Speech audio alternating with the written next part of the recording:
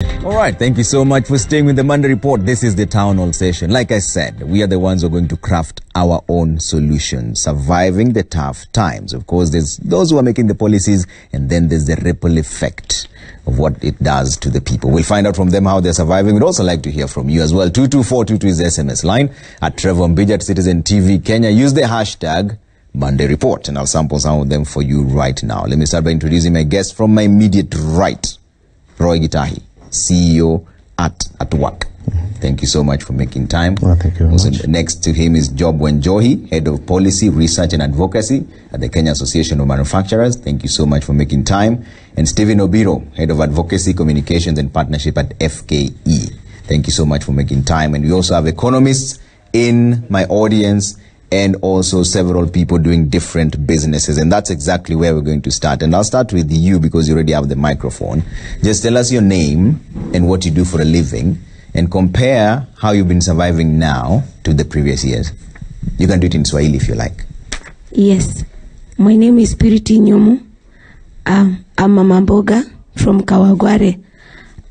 The cost of living has really increased, and it has really changed the way of living.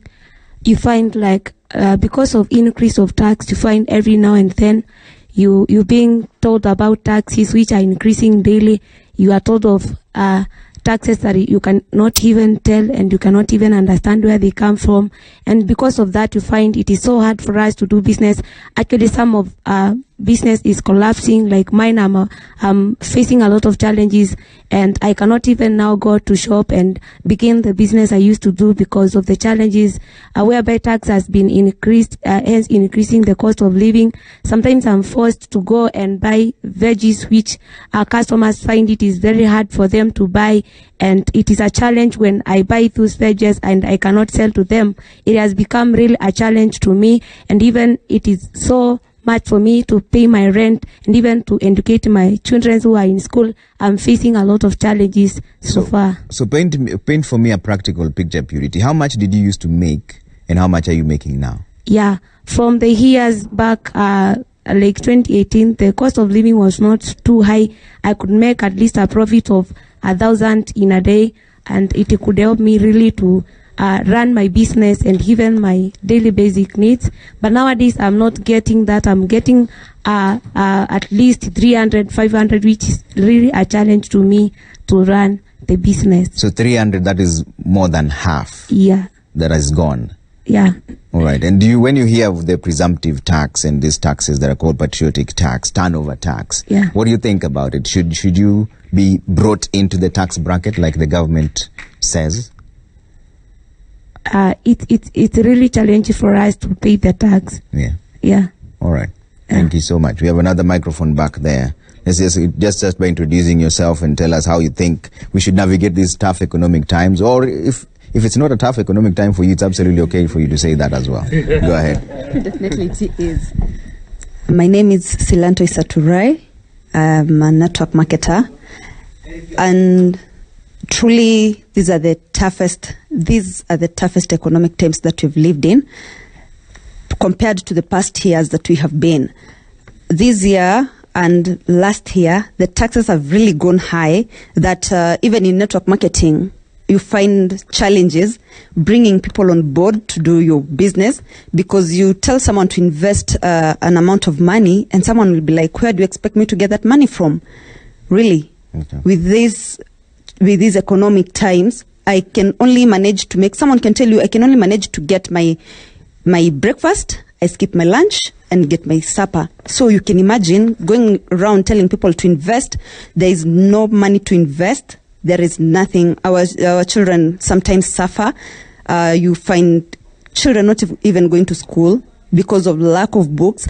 The government said school is free, education is free. That is not at all true. We're still paying school fees. You're still being asked to buy books. You're still being asked to buy a lot of stuff in between the term before the term ends. Yeah. So you wonder, where are we heading to as a citizen? You said you're network marketing. Yes. So how do people survive now, the people interact with? Where do they get the money if they want to expand their businesses? What do they do?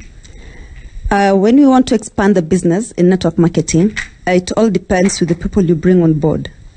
And bringing people on board at these economic times, it's the toughest. Okay. Because you approach someone, telling someone to invest a little amount as 10,000, and someone will tell you, where am I going to get 10,000? Whereas they cannot even get 1,000 bob to feed on. All right. There's another mic at the back there. Just give us your name and also your comments in regards to the surviving the tough economic times and what you're doing to survive at your age. Hello, my name is Jacinta Muthoni. I am a shopkeeper by profession. And for me, cost of living is really affecting me. Like for me, I usually buy my unga for 900 shillings at the wholesale. And most of the times, if we find in the receipt, it is written VAL. That means that naitishwa tax. And when I come to my shop, naitishwa bado tax, which is affecting me. I don't understand the fact that I have to pay tax 2 times. Okay. So this is really affecting me and my business. How does that affect your business, your profit margins? Pesa ngapi hivi unapata kwa siku? For me, I make maybe 1,000 per day. Okay. Yeah, last year I used to make 1,000 per day, but now at least I'm saying when I'm going to start paying this 5% of turnover tax. It's 3%, but yeah. Yeah, I'm going to make at least maybe 300 per day or maybe 500 per day, which will really affect my shop. All right. Just I'd like to request the microphone to go back there first, then I'll come to you. Tuanze na jina yako alafu tuambie unafanya kazi gani na wewe unaona vipi kulingana na hii economy ya sasa. Mimi naitwa Peter Otieno. Mimi ni fundi wa viatu. Nashona pale Jamhuri. Na kuishi naishi Kibera. Kulingana na hiyo economy yetu hii nyewe niko chini kabisa. Kwa sababu hizo miaka ambayo zimepita nilikuwa nashona viatu vizuri sana. Nikipata pesa napata kama 2,000 kiendelea juu huko.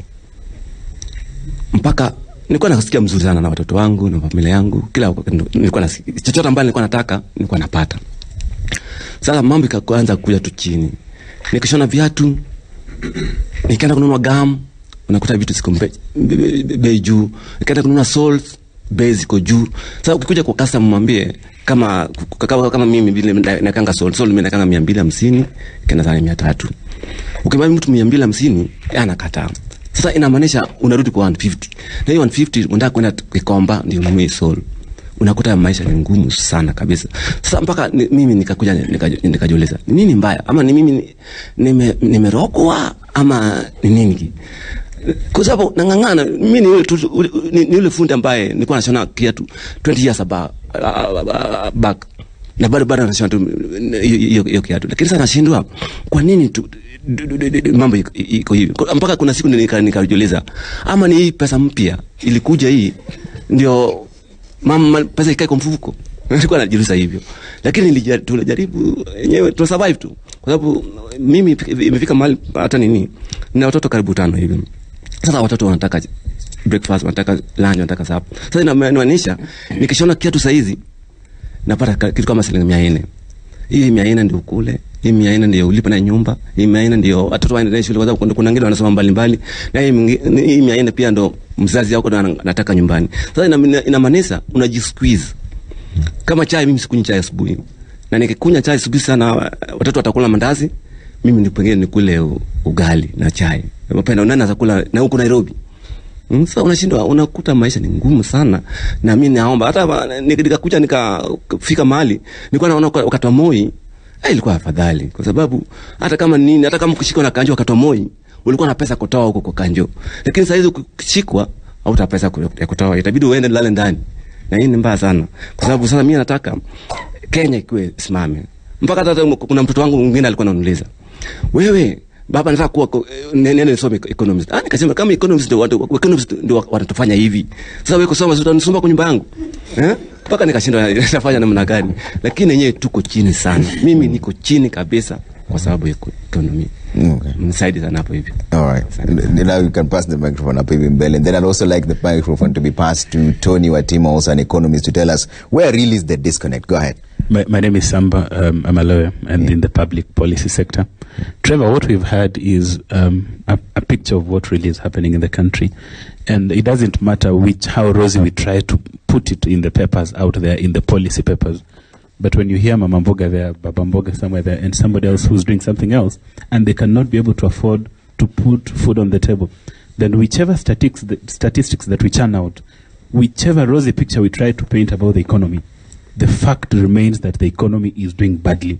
Because how do you measure an economy? You don't measure an economy by the statistics that you portray. You measure them by the lowest person in the society. Are they able to afford food on the table? Are the children able to get education? Is there health care and such? But then when we try to paint a very rosy picture, and yet you've heard for yourself, and this is the story that is everywhere in every village, then we are doing really badly as a country. And it's time, I really wish that some of these leaders do listen to what these people do speak. We were having a conversation earlier on with some of our colleagues here, and we are saying that what matters in any country is the impact that is felt in the common mwananchi. I mean, the person who is not able to see TV, the person who does not have a smartphone, the person who does not know that we have direct flights to the US, the person who does not know that right now the SGR has been extended. If there is no impact in that person, then as an economy, there's nothing that you're doing. All right. Tony, you're an economist. Where is the disconnect? Because I saw some numbers saying that the GDP is growing by 5.6%, but how come the Mama Mbogas are not feeling this? Okay, thank you for having me. Let me start by saying that the people messing up the economy. We are not the people responsible for that. I think the people in leadership are the people responsible for that. For us as economists, we try to make the reality, give proposal that can help the economy itself, but we are not being listened. So the problem is that we have a leadership problem. It's a political problem that the decisions that we are making, especially how we drive policies, is the biggest problem that we have. First, if we talk about the budget, we have people who create a budget within specific offices. They don't walk around and hear these views. And then you try to adjust a budget that fits the people on the bottom of the pyramid, who are the majority. So if you want to have a budget that reflects the true picture of Kenyans, you target where the lower pyramid are, and that's how you uplift them. And that's how you grow economy. You hear those stories and you get a picture that how economy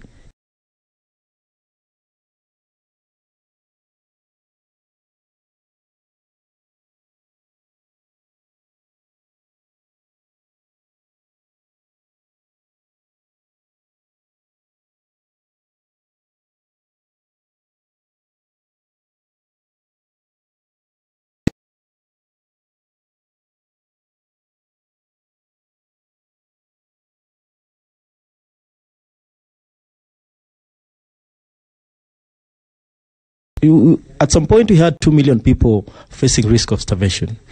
And you ask yourself, do these people even mind about the SGR that we've spent around 500 billion?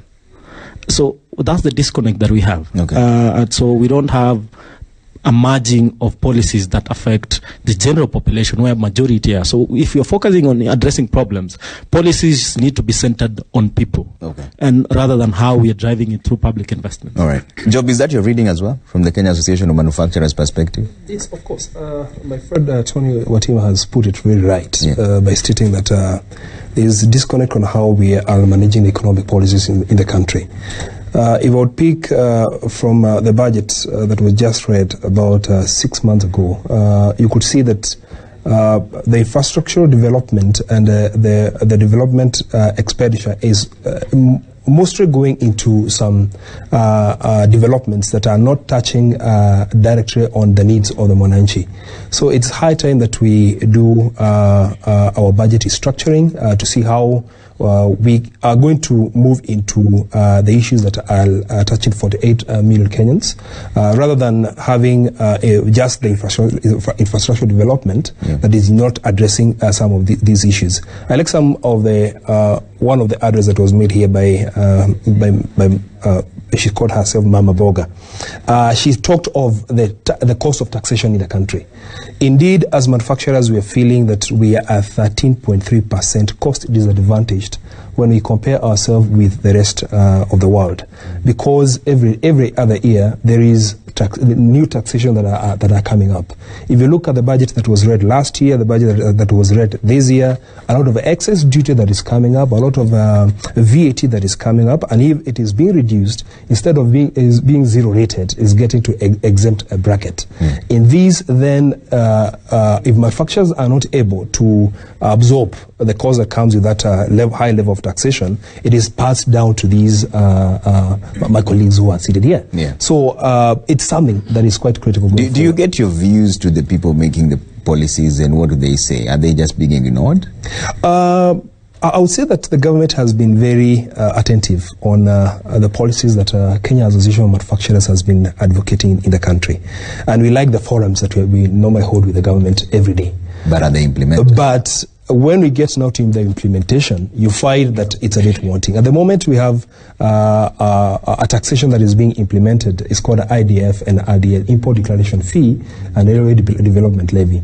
You find that the implementation of this has become haphazardous. Yeah. It is really affecting the cost of production in the country, because both taxation, where they are combined, and we normally, before we were paying a total of 3.5%, currently we are paying 2.5%, but you're supposed to be paying less at 3%. But now we are paying 5.5%. So you can see we are paying extra 2.5%. If that extra, we cannot be able to absorb it in our manufacturing hub, then it is going to be absorbed along the value chain. Okay. So I register with the concerns that have been raised here, and we sincerely asking the government to move into the implementation stage of the policies that we develop together. All right. And Stephen, from FKE perspective, the Federation of Kenya Employers, now what is your advice to the employers? Should they now increase the wages of the people, considering in East Africa we're amongst what they call the most expensive when it comes to labor force? What should happen now henceforth? Increasing the wages is not the solution at this time for the challenges we face, and so that's not something that we'll advocate in any way or even encourage, because that one will depress the firms. If you look at the news you've been having and what you've seen in the last 6 months, it has been firms laying off people. Yeah. And so if you make any mistake to increase the wages, then it means that you're going to have a lot of redundancies, you're going to have firms close shops. When you talk of the question of wages and the cost of living, and you are looking at the people who are at the lower end, you can't, increasing wages without looking at the prices of commodities cannot help that person. If you increase the wage and the prices of goods are increasing, then it becomes ineffective. It cannot help, it cannot have an impact. If you look at Kenya, and you talk about the people who are getting the statutory minimum wage, the people who are down there, and the majority of the Kenyans, where are they employed? They're in the informal sector. Now, when you even increase the wages, you're not helping these people who are in the informal sector. Yeah. You are not helping the people who need the help. So then what is the way out? Now, this is the way out. And I want to take an example of my brother, Otieno, who is in the shoemaking. And this is something that we have been advocating as the Federation of Kenya Employers. If you remember, in this country, in 2016, our executive director, Madam Jacqueline Mugo, started sounding and saying, if we continue the way we are continuing, factories are going to close down and we are not going to solve the challenges we have. And you remember there was a labor day that she faced it really rough, because she said it how it should be. We need to look at how productive we are and competitive we are in our farms. If you are making shoes, he should not be making shoes to wait for me when my shoe would not be okay, so that I go and buy to him. We have chains of enterprises and supermarkets and other high-end shops that do sell shoes. What we need is to be able to transfer the right kind of skills to him, to give him the right kind of equipment, and then link him to that supply chain. He makes the shoes not to sell on the street, but to supply to those shops. If we do that, he will not be suffering the way he's suffering. And the Kenyans are buying those shoes, and not only for Kenyans, but even when we go to our trade deals, what are we negotiating outside there to be able to sell? That's what should be informing what we are negotiating. These are the things that our people are doing. We negotiate and say, okay, if we are having a trade agreement with Europe, then you should allow our shoes to come to Europe. Okay. And these are the people who are producing these shoes. We put it this way, and this is what I want to say. You improve the lives of people if you give them a decent income. And you give a decent income to people when they have decent jobs. You only create decent jobs when you encourage enterprises to grow. And that's not what is happening in the country. The economy is growing, the enterprises are shrinking. The economy is growing, the employment, formal employment is shrinking, if you look at the data. And so that is not a good sign in our economy. I find your argument quite perplexing, because he can barely make ends meet, and you are advocating for him to expand shop. How does he do this? How can he do those things? I mean, it's just simple what I've said. I've said the reason why he can't expand, how many shoes is he able to sell on the street in a day? At what price? If we have him to expand, then we need to give him good market for good and consistent market for his product. And he also needs capital injection, which he might not get. Now, we have, in this country, we have a lot of programs. We have a lot of money. The government has been putting up a lot of programs on money. What should be the government doing? The government should be assisting him to get the quality equipments that he needs. Yeah. The government should be able to pull a number of them and be able to procure, if it comes to hides, to the leathers and all that, okay, together for them. Let's hear from him. He's right here, so he'll tell us. Ukisikia wanasema kidogo unafaa uexpand, alafu sasa ndio upate market, ukiwa unaweza uza viatu nyingi kushinda zenye unauza saizi. Unafikiria vipi kwa hiyo hisani yao ya kuexpand? Hapo naunga mkono. Unaweza kuexpand, lakini uko na pesa ya kuexpand. Hiyo pesa ndio sina. Ujuzi ninayo, na pesa ndio sina. Okay. Sasa lakini umeshasikia hizi initiatives za serikali ambazo zinaweza kupea pesa, uwezo fund nini? Umeshajaribu hata moja? Tumejaribu, kuna wakati nilijaribu wakaniambia miaka yangu sio kijana, wanataka wa vijana. Okay. Na mimi yenyewe sio kijana. Sasa walinikulipa hivyo. Okay. Lakini nina ujuzi ya kushona viatu.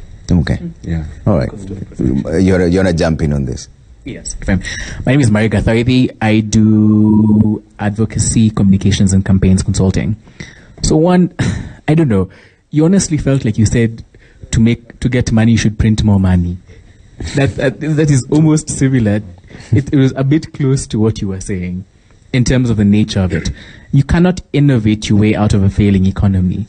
You cannot work harder out of a failing economy, because you fairly understand there's how poverty works, right? There's poverty keeps you systemic. There's ways in which the way he works and the way the economy works to keep him poorer, right? The harder the economy is, what happens is that he, in many senses, what he'll do is that he'll reduce the amount of food he'll eat, right? He'll reduce the quality of food that he takes. What happens is that his kids and he and his wife will eat much less. They'll have more malnutrition. They'll have more medical bills. They'll have less education. In all senses, this system works and perpetuates to keep poverty. A bigger question I think people are avoiding is who to hold responsible. And I feel a lot of these things just goes back to leadership and governance at the top, right? Nowhere. We talk about economic growth. I disagree that there's economic growth. What are you basing the numbers on? Because we've had members of parliament on record, Moses Kuria, challenging the fact that how the budget is made in the first place, right? He was on record doing that. We've had the governor of the central bank, literal wording, say that the previous CS was making a budget using abracadabra, right? He said he was making revenue from nowhere. So there's no basis. Because I fail to understand how we look at people's ways of living, everyone is saying there's a problem, but we still rely on government statistics which have been challenged from the top, right? These are the things that we need to talk about every single day. And now part of the responsibility goes things like media, right? We have this forum here, but we have very many distractions people talk about every day, Right? We are on the BBI every 2 days. People, it's become a whole agenda. Ruto versus Uhuru. It's a very interesting, ridiculous thing as to how that's being manufactured into an actual topic. It's right. It's literally the headline of yesterday's 4 major newspapers for the past 4 weeks. People are dying. Right? So the responsibility comes in. Are we talking about the real problems? What is the actual budget? What are people making? We need to go back to top there, because I don't think many ways people hold the responsibility of getting out of poverty to the poor, which avoids the bigger problems. We've had things like the Auditor General's report, which is available every single year. It challenges the expenditure of every single county by county, and national government. There isn't a single county which is fully able to account for their funds. In fact, and that's a small level, because counties account for maybe 20% of the revenue. When you go to the central government, there's a large amount, which is calculated to be almost a third. When you have a budget reaching 3 trillion, that's about 1 trillion, which will go missing this year. Yeah. Right? But we can't tell people. What do you think would have more of an impact? Because the leaders you're talking about, they listen to such forums, but they still continue to do what they do. What do you think would be a solution? May I jump in at this particular point? Yeah. I concur with very many sentiments that, concerns that have actually been raised. One of the challenges that I find is that we have a disconnect between, or what we can call, it's an elitist way of looking at things. All right, where you assume everyone has a car, you assume everybody has got, so that's why you build roads. But there's no specific, you don't actually look at the people who actually need it. One of the definitions of judging a government is what it does for the least of its citizens. The people who have no education, the people who have no means to assist themselves. What does government do for that group of people? And the last people to be consulted is that group of people. So when you break down Kenya's demography, you look at, there's probably 80% that are base of the pyramid, 15% that are probably middle class, and 5%, and maybe these figures can be verified by the economists who are here. Now, the thing is what are we doing for this 80%? Because it looks like most of the initiatives are concentrated on that particular 20% in the hope that they will take up activities that will facilitate creation of employment for the 80% who are down here. All right? So I feel that there needs to be an overhaul in thinking, especially in terms of where do we direct investment to. All right? And I think it's like he correctly said, is that he's living hand to mouth. If another tax kicks in, or if somebody gets sick in his family, those economic shocks are enough to break families today. And today you've got healthcare issues that are coming up. You've got various risks that people stand to affect that particular balance. For example, and God forbid, should he have a problem as the sole breadwinner of that particular family, then what happens to that family? All right. So there are all those challenges that we need to look at. Now, the thing is, you're asking for solutions. We have a very good thing about Kenyans. We speak about problems, we magnify them, but we never come up with solutions. And I think some of the solutions we have the resources for those particular solutions. And one of the things I say is jobs. The definition of jobs. Because the thing is, when you're talking about, what is it called? Employment, you're basically talking about economic activities that people undertake. All right? Then when you go to SMEs, is when you're now trying to take those activities and combining them with structures. Then you get to corporates where structures are already established and there's no need of much human intervention for the same. What government thinks that is the business is the corporates. So there's a bailout for corporates, for mumias, whatever, but you'll never hear a bailout for SMEs. You'll never hear that. All right? You'll hear the index of probably ease of doing business, but there's the cost of that ease of doing business. All right? Now, the thing is, how do we then reconcile the two? I disagree that government is the only stakeholder in our success.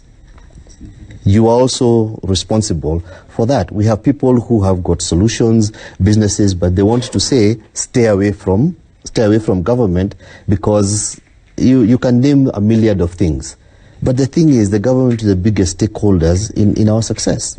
All right. So what are we doing to facilitate the creation of jobs? And that's a focus that we need to have at this particular time. Okay, creation of jobs. I really have to take a quick break now, but I see there's a lot of burning remarks. I'll come to you, and then you at the back there. Yes, I see there's so many reactions here, but I'm coming back to all of you and get as many of them as I can. But right now we have to take a quick break. Also, keep them coming, 22422. We still have some time. I'll sneak them in and talk about the feedback that you're giving at Trevor Mbidi at Citizen TV Kenya. Use the hashtag Monday Report. We're back in just a bit.